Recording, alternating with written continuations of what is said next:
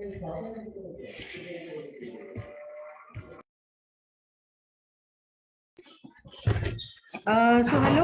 Good evening to everyone. और आप lifestyle disorders की जो हमारी एक सीरीज चल रही है उसमें आज का टॉपिक है थायराइड।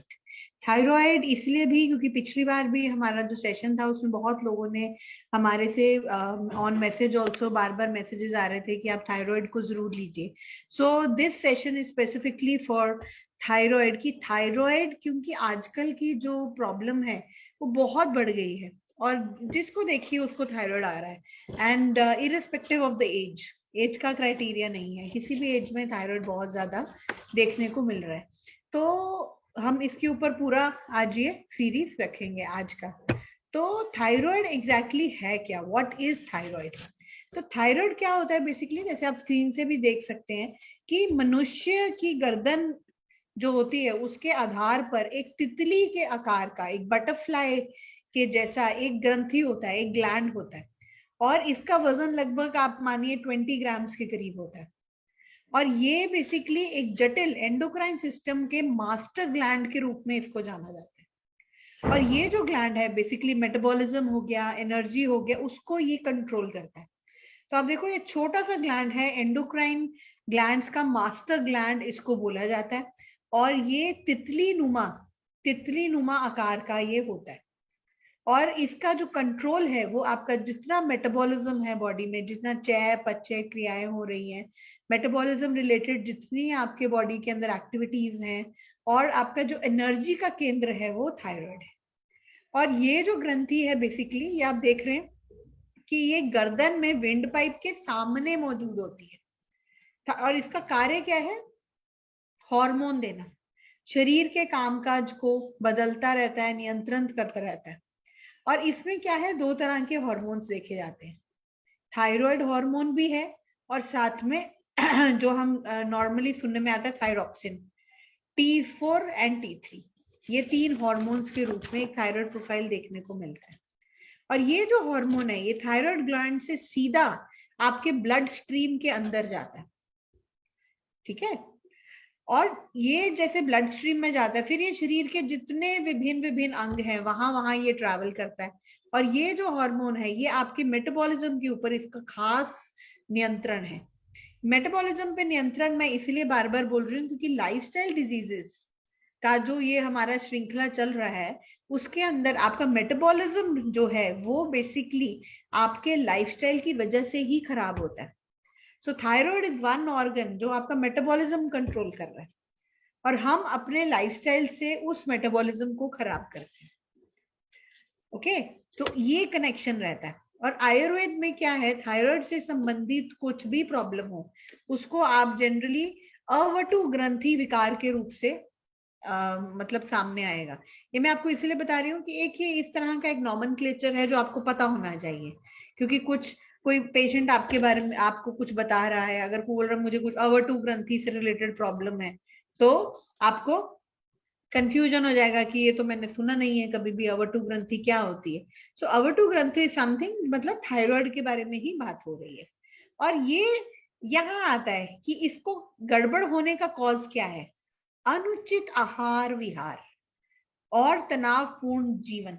ये दो जो हैं ये मेन पॉजिटिव फैक्टर्स हैं जिनकी वजह से थायराइड आपका गड़बड़ होता है।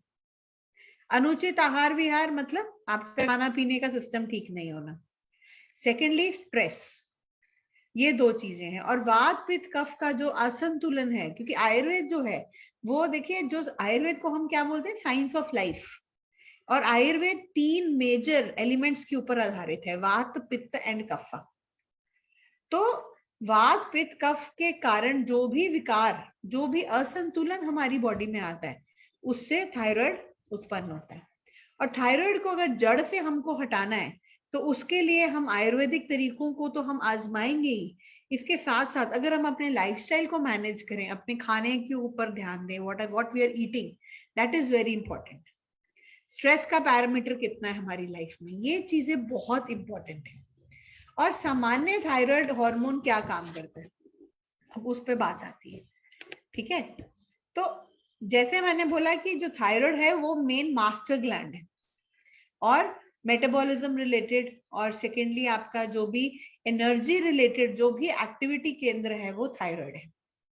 तो देखो ना, आपके जो शरीर है उसमें थायराइड का मेन रोल है।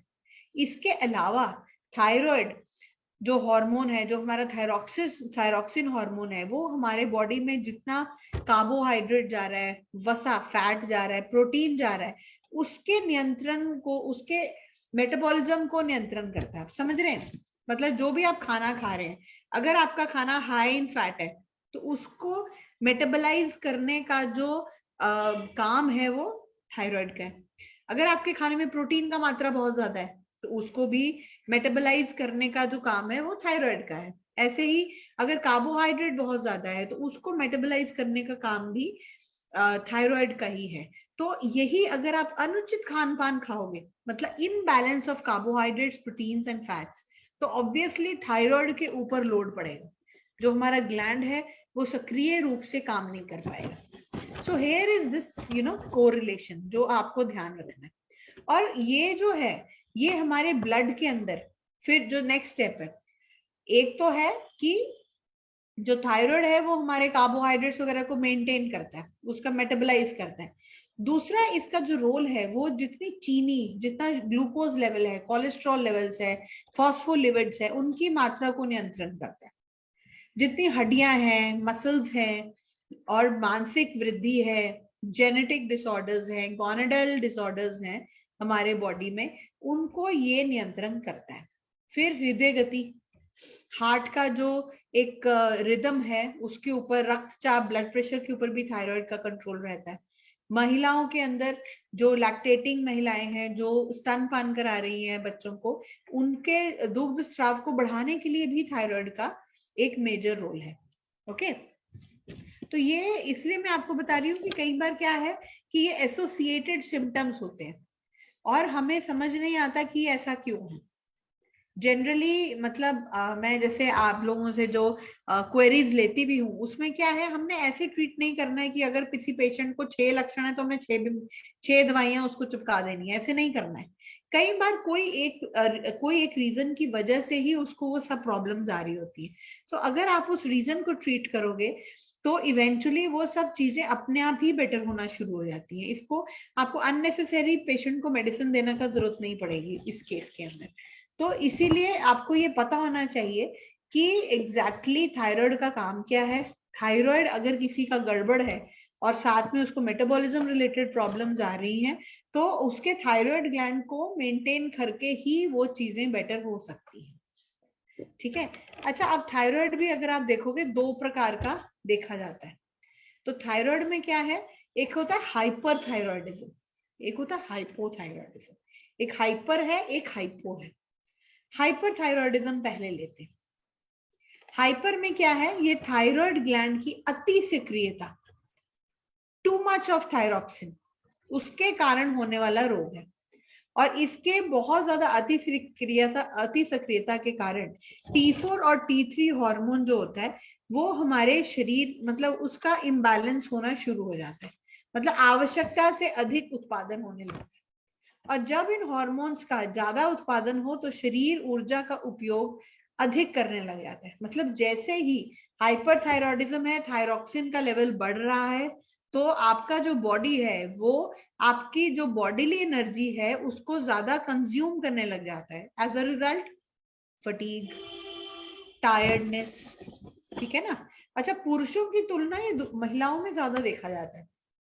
और होता क्या है, गलगंड, गोइटर देखा है आपने कुछ लोगों का, ऐसे गले का ग्रंथि पूरा सूज के बाहर आ जाता है तो गोइटर बोला जाता है, उसको गलगंड बोलते हैं।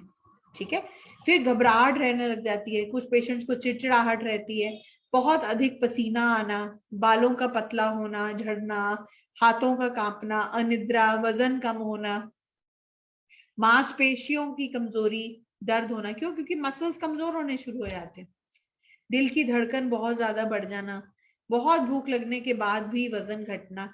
ठीक है ना। और महिलाओं में मासिक धर्म की अनियमितता और उनका पूरा साइकिल का चेंजेस आने शुरू हो जाते हैं। ऑस्टियोपोरोसिस भी देखने को मिला है। ऑस्टियोपोरोसिस भी ऐसे पेशेंट्स में जल्दी हो जाता है। क्यों? क्योंकि हड्डियां खोखली होनी शुरू हो जाती। शरीर के अन्य अंगों की तरह थायराइड फंक्शन को भी कंट्रोल और रेगुलेट करना बहुत जरूरी है। और इसका जो बेसिकली जो लेवल है वो आपके ओवरऑल मेटाबॉलिज्म को बहुत ज्यादा अफेक्ट करता है, और आपके वजन का घटना बढ़ना उसमें इसका बहुत महत्वपूर्ण कार्य है। ऊर्जा की कमी या थकान जैसे आप फील करोगे, क्यों? क्योंकि थायरॉक्सिन का लेवल बहुत बढ़ गया, आपका जो बॉडी एनर्जी है वो ये ज्यादा कंज्यूम करेगा, तो उससे क्या है कि आप फटीग्ड रहोगे, आपको थकावट ज्यादा जल्दी आ जाएगी, रोजमर्रा का तनाव होना शुरू हो जाएगा। लेकिन यही बात है ना कि अनियमित पुरानी थकान है और थकावट की जो भावना है इसको आपको पहचानना पड़ेगा कि कहाँ से आ रही है। थायराइड का ये एक लक्षण हो सकता है, ठीक है ना। और निष्क्रिय थायराइड मेटाबॉलिज्म को धीमा करता है और आपको थका और सुस्त बनाता है।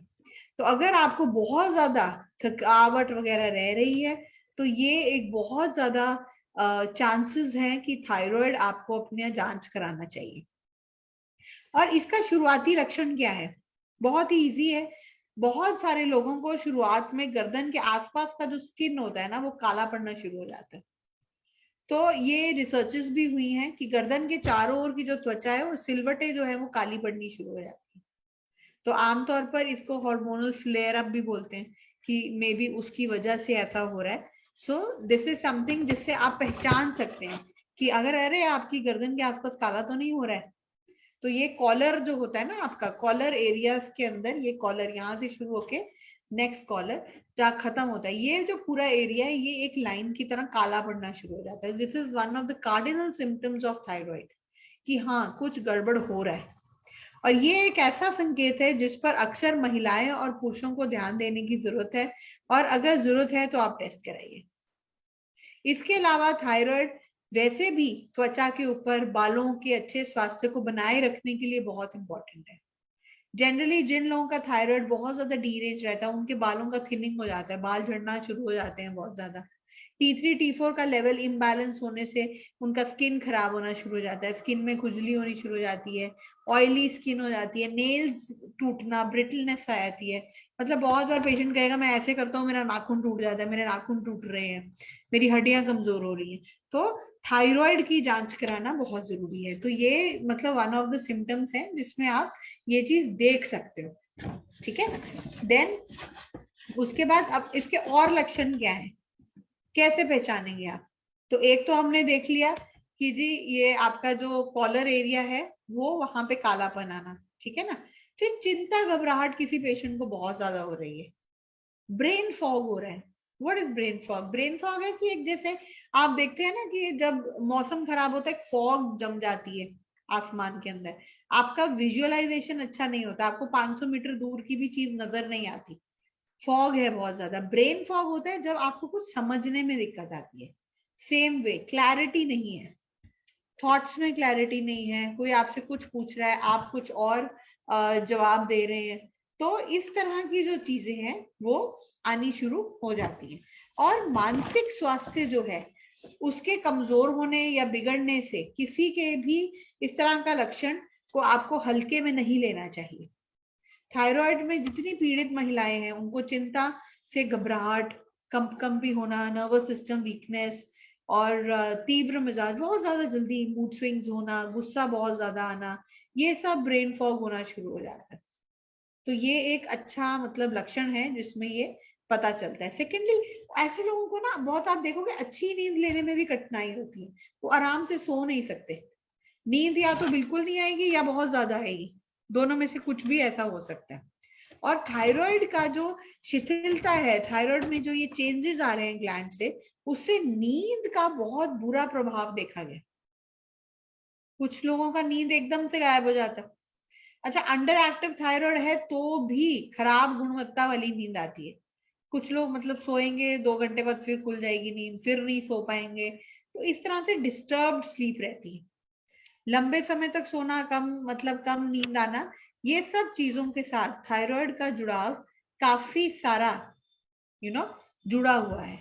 देन फीमेल्स की ही अगर हम बात करें तो फीमेल्स में जो उनका साइकिल है, मेंस्ट्रुअल साइकिल है, उसके अंदर भी चेंजेस आना, उसमें परिवर्तन आना देखा गया है। फिर दिस रिजल्ट्स टू पीसीओएस, फिर इनफर्टिलिटी का प्रॉब्लम आना शुरू हो जाता है। थायराइड के इम्बैलेंस से भी ऐसा होता है। इसीलिए आप देखेंगे जब आप मेरे से कई बार बात करते हैं कि जी ये फर्टिलिटी का प्रॉब्लम आ रहा है, तो हम फर्टिलिटी के लिए डायरेक्ट इसलिए बोलते हैं कि आप पहले उनका जांच को शेयर करिए। क्यों? क्योंकि कई बार क्या है, थायराइड का ट्रीट करके ही फर्टिलिटी ठीक हो जाती है। तो हम उसको डायरेक्ट फर्टिलिटी का जो ट्रीटमेंट है उसमें थायराइड का एक बेसिक रोल है कि थायराइड उस व्यक्ति का कैसा है, उस फीमेल का थायराइड कैसा है व्यक्ति विशेष का, क्योंकि थायराइड का फर्टिलिटी के अंदर बहुत मेजर रोल है। Getting my point? तो इसीलिए आप देख रहे हो थायराइड का ठीक रहना हमारे मेटाबॉलिज्म के लिए, हमारी इन सब चीजों के लिए बहुत जरूरी है। ठीक है। देन थायराइड का देखिए बेसिकली दूसरा जो प्रकार है, एक तो है हाइपरथायरॉयडिज्म जो बहुत ज्यादा कॉमन है, दूसरा है उसमें हाइपोथायरॉयडिज्म। इसमें थायराइड हार्मोन कम होना शुरू हो जाता है, T3 T4 कम, TSH बढ़ने जाता है, ये भी काफी कॉमन रहता है। तो अच्छा इसमें एक और दो चीजें हैं, जो हाइपरथायरॉयडिज्म है उसके अंदर पेशेंट का वेट गिरता है और हाइपोथायरॉयडिज्म में पेशेंट का वेट बढ़ता है। तो ये दो चीजें हैं। तो एक जो टाइप ऑफ थायराइड है उसके अंदर पेशेंट का वेट गिरेगा, और एक जो दूसरा टाइप ऑफ है जो हमारा हाइपर थायरॉयडिज्म है उसमें पेशेंट का वेट गिरता है। हाइपर में गिरेगा, हाइपो में बढ़ेगा। ठीक है। तो बेसिकली आपको ये ध्यान रखना है कि थायराइड तीन तरह का है। हाइपरथायरॉयडिज्म, उसमें क्या हो रहा है कि थायराइड ग्लैंड का अधिक सक्रिय होने से थायरॉक्सिन का ज्यादा स्त्राव हो रहा है। ठीक है, नंबर वन।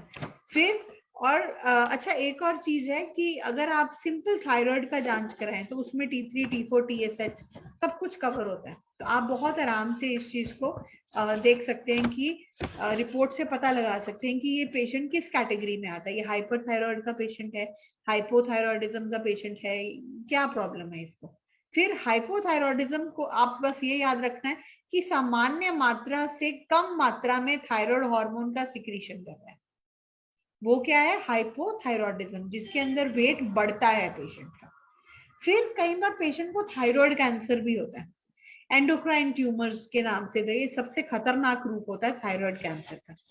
तो क्या होता है कि इसके जो सेल्स होते हैं उसमें इस तरह का एक मेटास्टेसिस होना शुरू हो जाता है कि ये काफी खतरनाक आकार का रूप ले सकता है। तो थायराइड कैंसर भी one of the most dangerous endocrine tumours में माना जाता है। ठीक है। अच्छा, आप थायराइड होने के संकेत पे बात करते हैं। क्या संकेत हैं कि क्या आपको थोड़ा सा साइंस पता कैसे चलेगा आपको कि जी कुछ थायराइड का कुछ गड़बड़ लग रही है। ठीक है ना। तो थायराइड देखिए सिंपल सी चीज है, अगर वेट में फ्लक्चुएशन है, नंबर एक, बहुत ज्यादा वेट बढ़ रहा है घट रहा है, इररिस्पेक्टिव ऑफ आप क्या खा रहे हो। अगर आप कुछ भी ऐसा नहीं खा रहे, अगर आप रोज ही जंक फूड खा रहे हैं तो देखिए वेट बढ़ना तो नॉर्मल है ना। लेकिन अगर आपका खाना ठीक है, आप इतना नहीं खा रहे जिस हिसाब से वजन बढ़ रहा है, तो ये एक साइन है कि कहीं कुछ गड़बड़ हो सकता है मेटाबॉलिज्म रिलेटेड। फिर थकान, फटीग्ड, बहुत ज्यादा थकान रहना। फिर नाखूनों और बालों का कमजोर होना, thinning of the nails and the hair जैसे मैंने बोला कि पेशेंट के नाखून निकलना शुरू हो जाते हैं, बहुत ही आराम से नाखून निकल जाते हैं। फिर बाल जो है उनका थिनिंग होना शुरू हो जाता है, बाल बहुत पतले होने लग जाते हैं। फिर सर्दी ज्यादा लगना, डिप्रेशन होना, मांसपेशियों में अकड़न होना, गला बैठना, मानसिक तनाव होना, ये सब जो रीजंस हैं ये थायराइड के देखने में आते हैं। और हाइपोथायरॉयडिज्म जो है उसमें क्या है, बेसिकली कमी से तो हो रहा है ये, पर उसमें दो तरह है, थायराइड ग्लैंड का डिसफंक्शन तो है ही है, पिट्यूटरी ग्लैंड से भी इसका प्रॉब्लम आता है। तो दो तरह से हाइपोथायरॉयडिज्म देखा जाता है।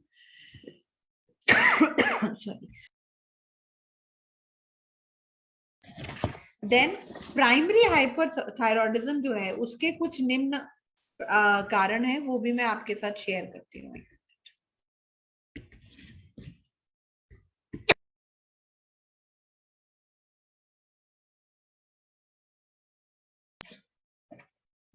एक आता है हैशीमैटो डिजीज। हैशीमैटो होता है ऑटो इम्यून सूजन के कारण। थायराइड ग्लैंड जो है इसका असक्रियता आनी शुरू हो जाती है। फिर आयोडीन डेफिशिएंसी। आयोडीन डेफिशिएंसी कई बार कुछ रीजन्स ऐसे हैं जहाँ पे आयोडीन की कमी देखी गई है, तो वहां पे भी थायराइड का एक प्रॉब्लम देखने में आया है। थायराइड हार्मोन बनाने के अंदर आयोडीन की बहुत बड़ी एक महत्वपूर्ण भूमिका है।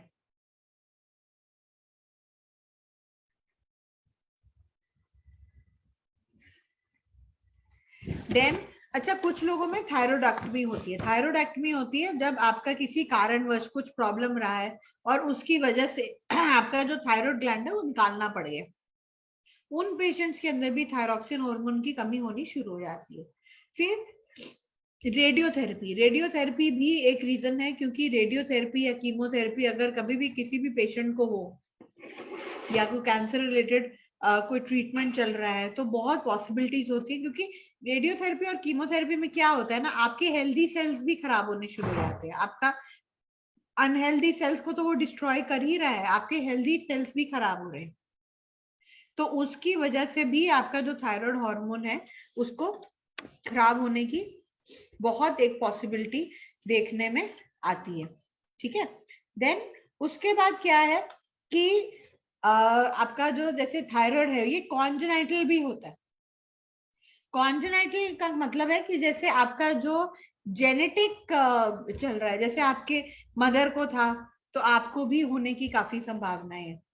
तो इस तरह से थायराइड जो है वो जेनेटिक भी देखा जाता है, और बहुत बार जैसे किसी के मदर ग्रैंड मदर में कहीं पे हो तो उनको पेशेंट को भी होने की एक संभावना रहती है। फिर सेकंड एक और चीज है पैरों में दर्द रहना। थायराइड से व्यक्ति विशेष के पैरों में दर्द बहुत बार देखा गया, और कई बार हम लोग पैरों के दर्द को बहुत नजरअंदाज करते हैं। अगेन हम लोग जैसे भी कुछ भी अगर हम थायराइड अगर हार्मोन को बैलेंस कर रहे हैं, तो अगर उस व्यक्ति के फिर भी पैरों में दर्द हो रहा है तो आप उसको एडिशनली देखिए कि उसको ऑस्टियोपोरोसिस तो नहीं हो रही है या उसके बोन्स में वीकनेस तो नहीं आ रही है। लेकिन आपको इस चीज को भी रूल आउट करना बहुत जरूरी है कि इस पेशेंट को थायराइड ग्लैंड का कुछ प्रॉब्लम है कि नहीं है। तो जब भी थायराइड थायरॉक्सिन बहुत ज्यादा बनाता है तो भी आपकी मसल्स वीक होने लगती हैं। बहुत बार आपने देखा है जैसे क्वेरीज आती हैं कि पेशेंट है, थायराइड पेशेंट है, डायबिटिक है, और हम उसको वाताहारी दे रहे हैं, बट स्टिल आराम नहीं आ रहा है। तो आपको ये देखना पड़ेगा कि उसका थायराइड की वजह से तो नहीं है, कहीं कहीं उसका थायरॉक्सिन लेवल बहुत बढ़ रहा हो और बॉडी लिए एनर्जी वो खर्च कर रहा है, तो वो बेचारी मेडिसिन से क्या होगा। आपको उसका रूट कॉज देखना पड़ेगा, what is the exact root cause जिसकी वजह से उसको ये फटीगनेस, ये टांगों में फटीगनेस लग रही है। ठीक है। फिर एक और जो देखा गया है वो है बॉल्डनेस, गंजापन। गंजापन बहुत बार देखा गया है पुरुषों में स्पेसिफिकली। ठीक है। तो इसका बहुत अफेक्ट आता है, क्योंकि गंभीर और लंबे समय तक हाइपो या हाइपरथायरॉयडिज्म अगर किसी पेशेंट को है तो वो बालों के झड़ने का बहुत बड़ा कारण हो सकता है। टेस्टोस्टेरोन लेवल्स जैसे जैसे नीचे आते हैं वैसे वैसे इन चीजों के अंदर आप देखोगे बॉल्डनेस आनी शुरू हो जाती है। अच्छा, बहुत बार पेशेंट आपको बोलते हैं कि जी हम बॉल्डनेस का एक उपाय कर रहे हैं पर फिर भी हमारा काम नहीं बन रहा है, या हम कुछ ग्रोथ हार्मोन्स खा रहे हैं, या हम ग्रोथ के बालों के ग्रोथ के लिए हम कुछ मेडिसिन ले रहे हैं तो फिर भी ठीक नहीं है।